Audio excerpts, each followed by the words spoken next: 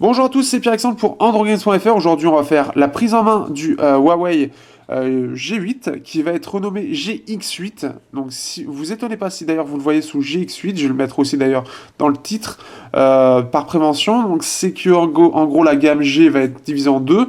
Donc, GR et GX. GX qui va être donc le bon compromis entre performance et finition, ce qu'on a ici, ce qu'on a toujours de très bonne qualité chez Huawei, et de l'autre les GR où la finition seront moins bonne, si j'ai bien compris, et les performances seront meilleures. Pour un rapport qualité-prix équivalent, on va dire, enfin un prix équivalent. Huawei, alors Huawei, j'ai fait vraiment beaucoup de tours, donc ceux qui ont vu les Huawei Mate S, les Honor, etc., vous aurez rien de nouveau sur cette prise en main.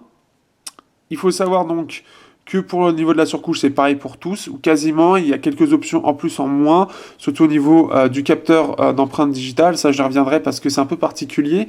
La grande particularité de ce téléphone par rapport aux autres Huawei, c'est surtout qu'il est équipé d'un Snapdragon 615.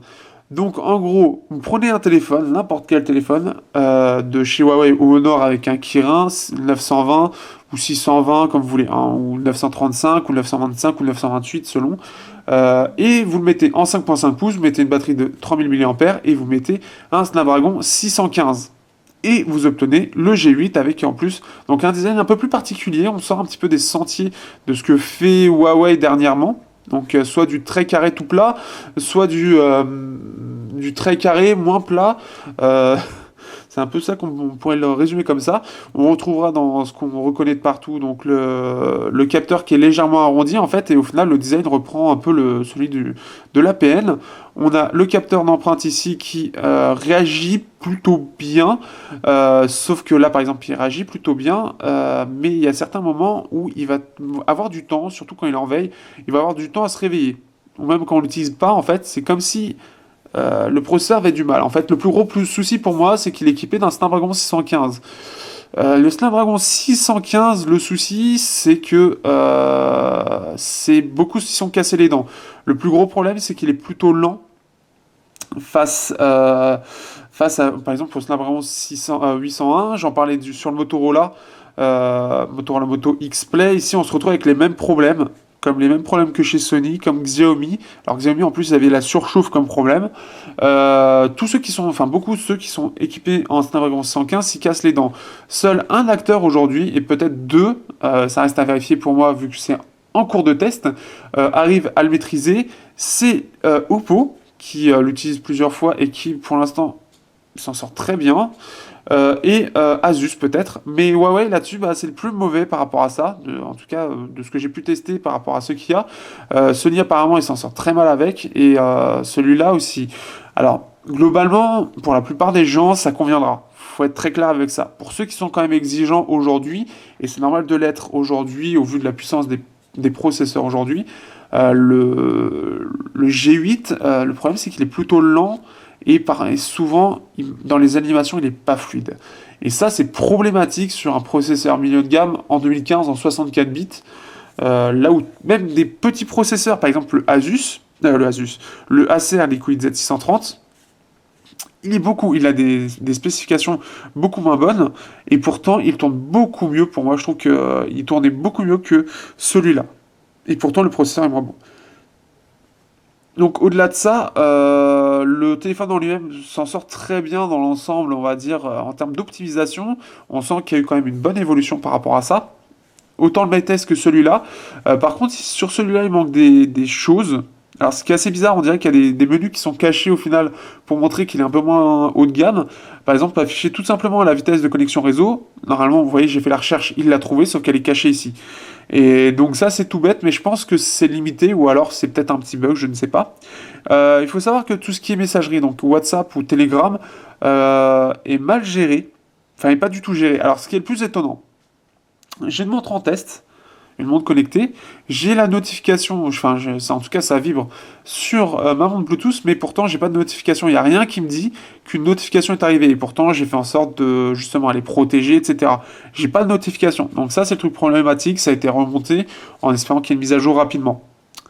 Autre souci, comme le Mate S, les icônes Google, et les icônes on va dire plus européennes, des apps plus européennes, sont complètement passés à la trappe. Et résultat, on se retrouve en fait avec par exemple une icône YouTube assez dégueulasse, avec un fond, comme vous pouvez voir, un espèce de marron-violet sur ça. Ça fait pas joli, ça fait pas bien fini dans le sens où le détail est important aujourd'hui. À plus de 350 euros, c'est à peu près la moyenne qu'on dépense en Europe. Et sachant qu'on a la même surcouche, on a le même problème que le Mate S, c'est-à-dire qu'on a des belles icônes par exemple. Alors bon, après, tout dépend, pour certains ce sera moche, pour d'autres ce sera beau, mais dans le sens c'est uni. Et là on se retrouve avec quelque chose qui ne va pas du tout avec, et surtout que c'est des choses qu'on a de base. Donc bon, au-delà de ça, donc qu'est-ce que je peux montrer? On peut voir donc que ça tourne plutôt bien dans l'ensemble.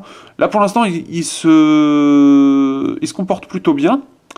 Il faut savoir que la chose sympa, c'est qu'on est sur du milieu de gamme à 350 euros, mais on se retrouve avec 32 Go de mémoire de base. Et en plus de ça, on peut l'étendre. Donc on a un petit tiroir SIM ici. Donc soit on fait du dual SIM, si vous avez envie. Sinon, vous avez nano SIM plus carte SD, donc jusqu'à 64, 128, voire 200, avec des petits logiciels pour faire en sorte que ce soit reconnu correctement. Ce qui fait que c'est plutôt pas mal pour le prix. Seul Asus avec le Zenfone 2, enfin il y en a peut-être d'autres, mais à 350 euros, c'est très rare qu'il y ait des téléphones à 32 Go de base et qu'en plus on puisse étendre la mémoire de stockage.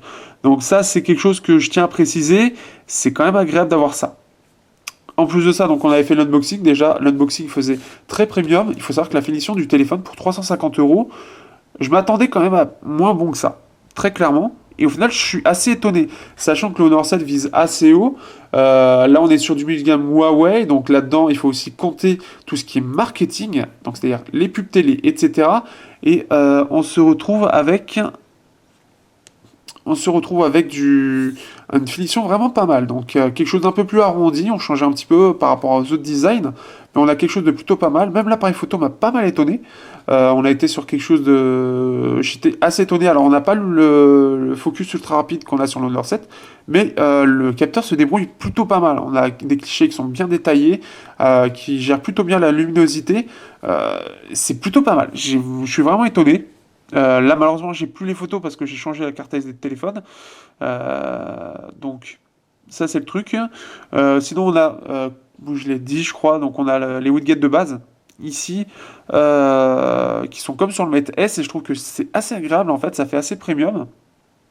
On a toujours les systèmes de thème, donc après EMUI, là on est sur du EMUI 3.1, ça n'a toujours pas changé. Apparemment, Huawei va faire en sorte d'améliorer son suivi, sachant que 6.0 commence à être testé en bêta sur certains appareils. Je sais qu'il est en bêta sur l'Honor 7, sur le Mate S ça devrait pas tarder, en tout cas en début d'année on devrait avoir déjà un MI 4.0. Je sais quelques petites choses qui pourront faire plaisir. En tout cas il y a des bonnes améliorations qui sont en train de se mettre en place.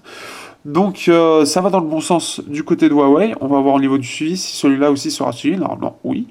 Mais en tout cas, c'est un téléphone que je recommanderais sans problème pour le prix, malgré le fait qu'il est le 615. Pour les plus exigeants, ce ne sera pas le plus adapté.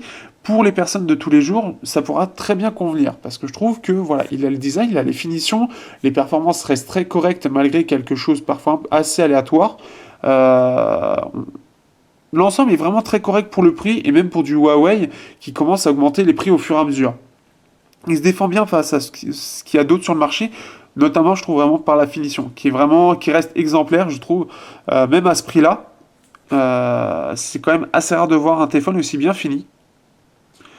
Je le trouve plus premium que le Honor 7. Le Honor 7, les barres en haut et en bas, on sentait que c'était du plastique, parfois ça pouvait se voir sur les coins. Là, c'est vraiment très bien fini, et c'est super classe, c'est super discret en fait. Ce plastique-là, ça donne un petit design, un petit cachet en fait au téléphone, ça passe plutôt bien en plus, ça reste assez discret entre guillemets, et c'est assez original par rapport aux autres téléphones, comment ils l'intègrent.